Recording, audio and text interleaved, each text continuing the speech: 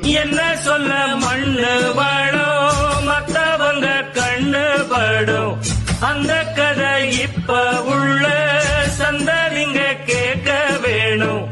நம்முயிருக்கு மேலே மானம் அறியாதே, மானம் இழந்தாலே வாழ தெரியாதே. தண்ணி வந்தியலாமா முன்னாடி மண்ணே தண்ணி தான் மாதிரி எடுக்க வீட்டுக்கு வருமா வேண்டாம், கொஞ்ச நேரம் வெட்டிட்டு போனோம். தண்ணி தாமா இருக்காரா என்ன தெரிகிறது?